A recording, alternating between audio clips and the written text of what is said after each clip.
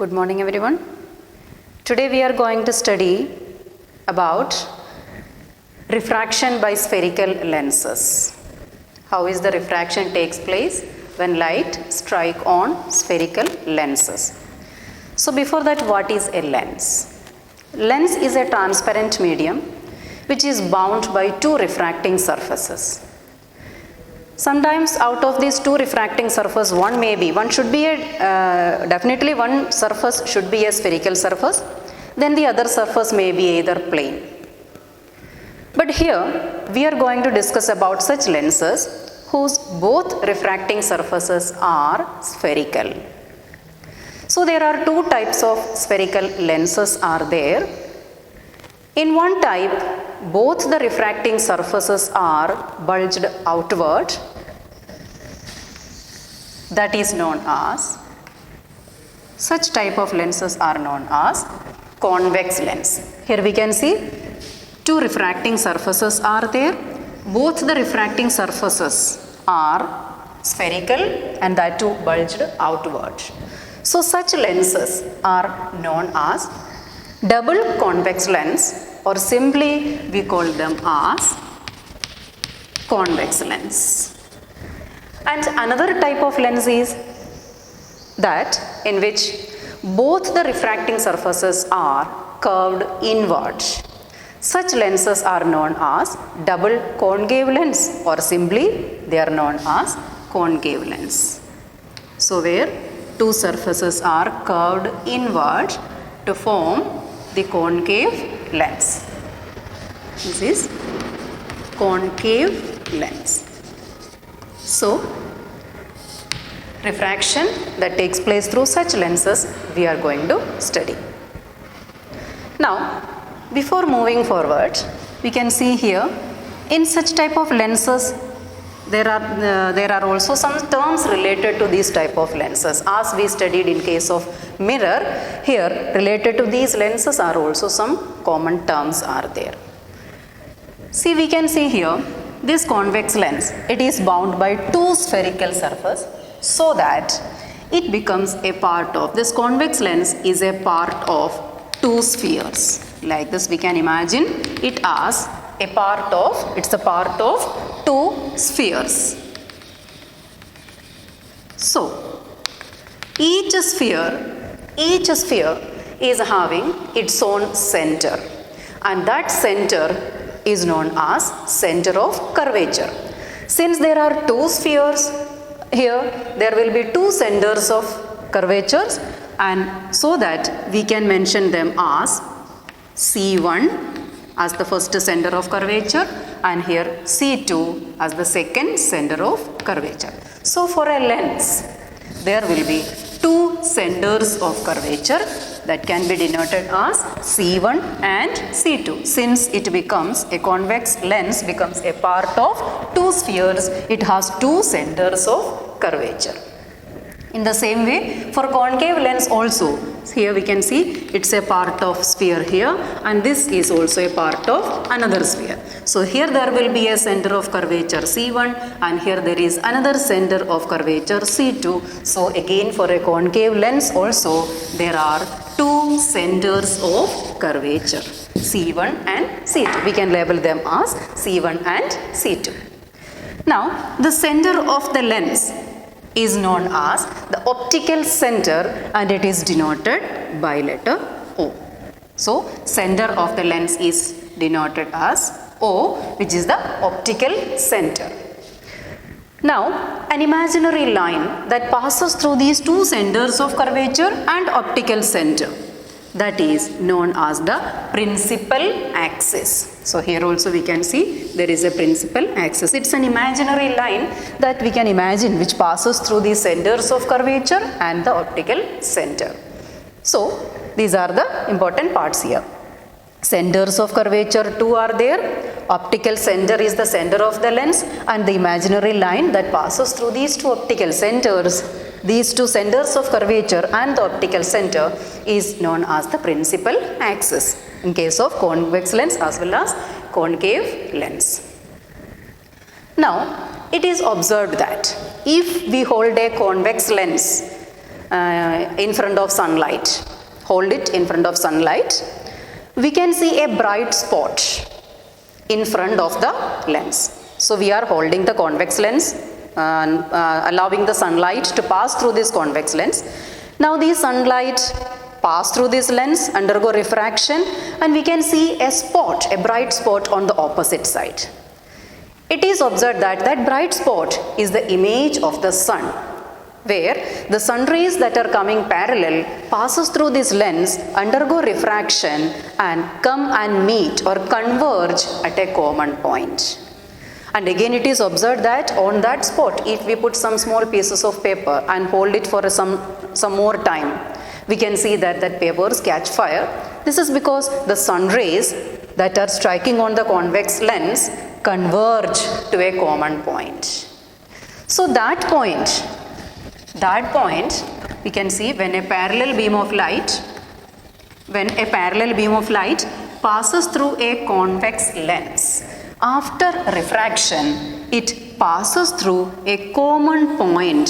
It passes through a common point on the principal axis, and that point is known as the principal focus F. So this is the principal focus. So when a parallel beam of light passes through a convex lens, after refraction it converges to a common point on the principal axis, and that point is considered as the principal focus of this convex lens. Now at the same time we can see here, in case of concave lens we can see when a parallel beam of light strike on this lens, after refraction it diverge away from each other. They diverge from each other. They are not meeting each other, they diverge from each other. And when we extend back these refracted rays, we can see that these rays appear to come from a common point on the principal axis. That is known as the principal focus for the concave lens. So it is observed that these rays appear to come from, they are not actually meeting, they are appear to come from a common point, that is the principal focus.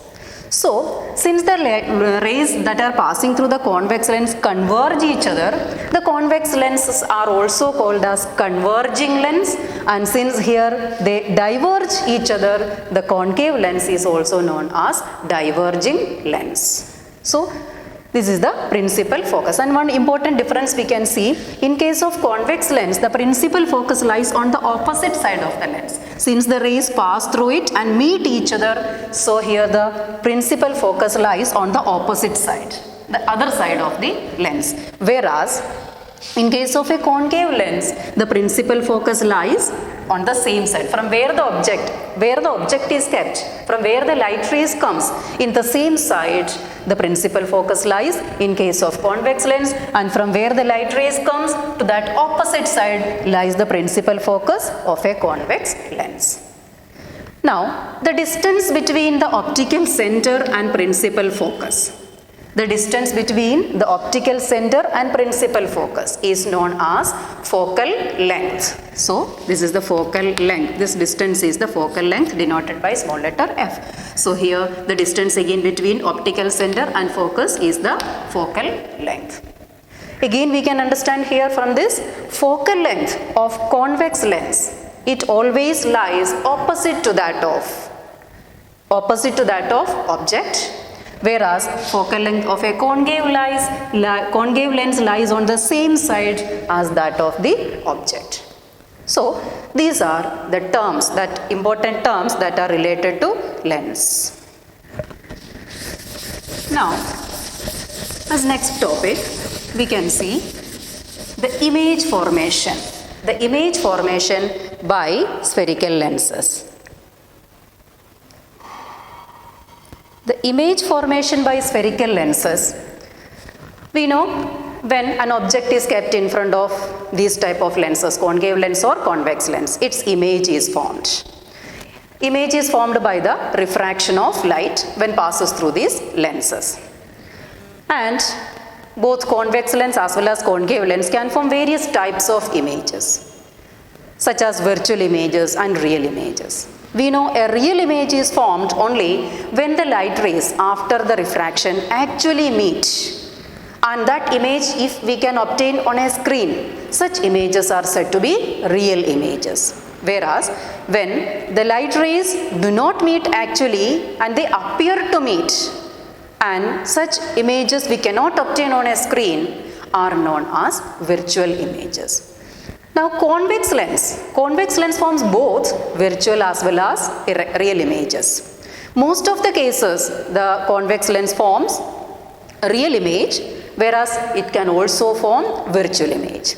At the same time, concave lens forms only virtual image, because we have seen here when light rays strike on passes through a concave lens, it never converges. It always diverges the rays. So a concave lens never forms a real image. It always forms a virtual image. Now we can study this image formation by drawing ray diagrams. So first of all, we are going to study the image formation by convex lens. Image formation by convex lens by drawing the ray diagrams. Ray diagrams. You can study the image formation by a convex lens by drawing the ray diagrams. And we know that if an object is kept in front of a lens, from that object's each and every part, light rays passes through that lens and hence its image is formed. But practically for us it is not possible to draw all the light rays that are emitting from that object. So, to construct the ray diagrams, we will discuss some rays. We will discuss now. Out of that, any 2 rays are sufficient for us to construct the ray diagram.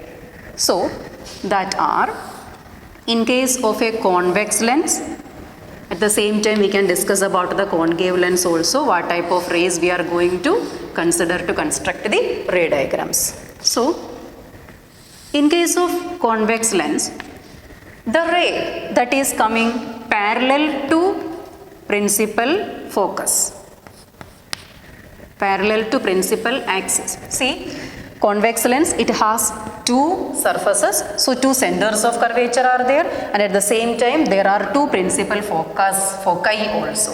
This is because if we are considering the rays that are coming from left side and strike on the lens, the principal focus will be on the right side. But if we are considering the rays coming from the opposite side, from right to left, if the rays are coming, if our object is on right side, then the principal focus lies on the opposite side, that is the left side. So there are 2 principal foci or also for the convex lens as well as concave lens. That's according to the position of the object. Now, out of that rays, if a ray that is coming parallel to principal axis pass through a lens, convex lens, after refraction it passes through the principal focus. This is one type of ray that we are considering. A ray that is coming parallel to principal axis, after refraction pass through or goes through the principal focus. So here, in case of concave lens also, for a concave lens also, if a ray that is coming parallel to principal F1 and F2, if a ray that is coming parallel to principal axis, after passing through the lens, it undergoes refraction, and we know that since it is diverging lens, the ray diverges here. It moves away. And if we extend back this refracted ray, it seems that, or it appears to come, or it meet at a point that is the principal focus. So, this is the case for convex and concave lens, a ray that is coming parallel to principal axis. This is first type of ray we can consider.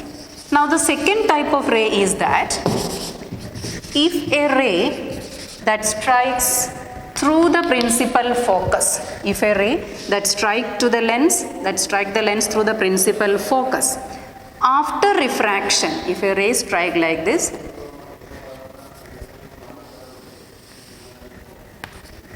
passes through principal focus, after refraction it becomes parallel to the principal axis. Second type of ray, a ray passing through the principal focus, after refraction it passes through the principal focus. This is the second type, and this is same for concave lens also. It is same for the concave lens also. If a ray that is passing, that is striking through the principal focus, it becomes parallel to the principal axis.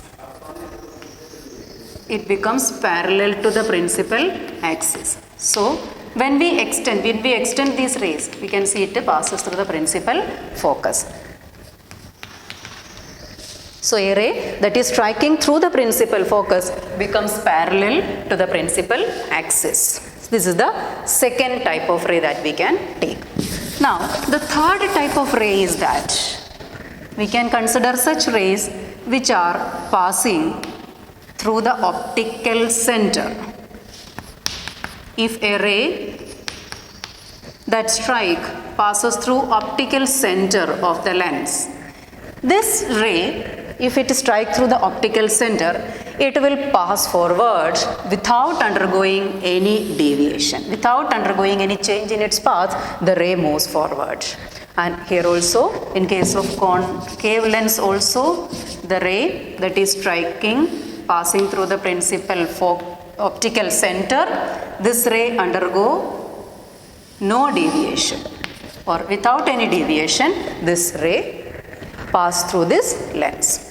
So, to construct a ray diagram of either convex lens or concave lens, out of these three types of rays, any two rays are sufficient for us to make the ray diagrams. Now, we can now move forward to construct the ray diagrams or for the image formation by convex lens. So again, convex lens, it has the optical center, then the principal axis, and here since it has two curved surfaces, there are first focus F1, and on other side also there is another principal focus, that is F2, and the first center of curvature of the first circle, that is C1, and the next one, that is C2. Now in case of making ray diagrams for the lens, for that C1 we know C center of curvature is the double of this focal length. So for that we are labeling it as, it is the double of this focal length, that is 2F1. So C1 is represented as 2F1 and the C2 is represented as 2F2.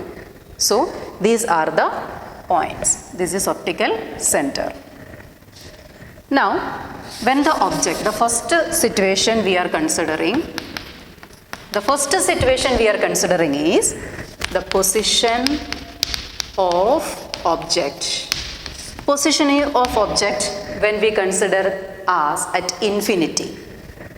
So here we are keeping the object at infinity, and we know when the object is at infinity, we can imagine the rays that are coming are parallel to each other. So when a parallel beam of light enters into this lens, it undergo refraction, and after refraction these parallel rays pass through the principal focus. So the light rays, after refraction, it passes through a common point, that is the principal focus. So here the image of that object which is at infinity is formed at principal focus.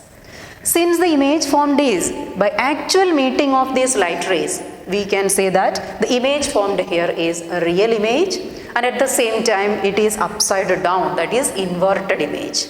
And size, when we compare, we can see this is a very small sized image, that is a point sized image. So a small point sized image is formed at the principal focus. So when the object is at infinity, the image formed is at principal focus. The size is very much diminished, or we can say point sized image, and it is an inverted and real image. So this is the case in which the convex lenses forms the image of the object which are kept at infinity.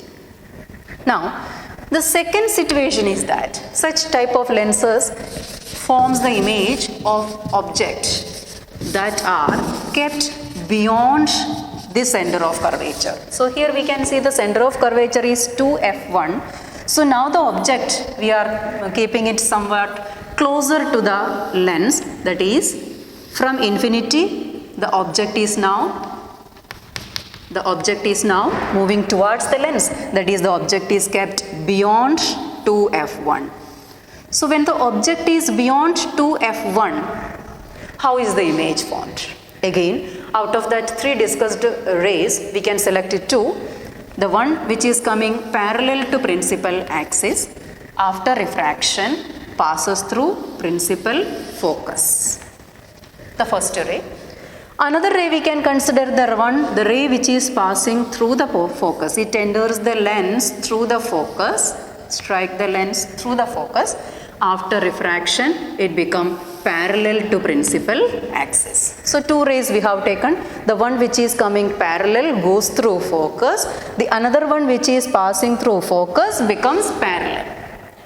And here we can see these two rays meet each other somewhere here.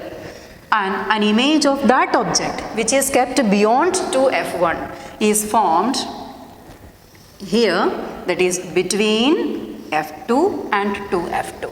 So if the object is kept beyond, the object is now beyond 2f1. This is the position. The object is beyond 2f1. The image obtained between f2 and 2f2. And again we can see here the image formed is a real image, since by actual meeting, and if we keep a screen here, we can obtain the image of that object here in this position. So it is an inverted real image formed between f2 and 2f2 of this lens, and the size of the image we can see compared to the object, the size is little reduced, but not as point sized object. So we can say the object, the image formed here is a diminished image. So this is the way in which the image formed when the object is kept beyond 2f1. Now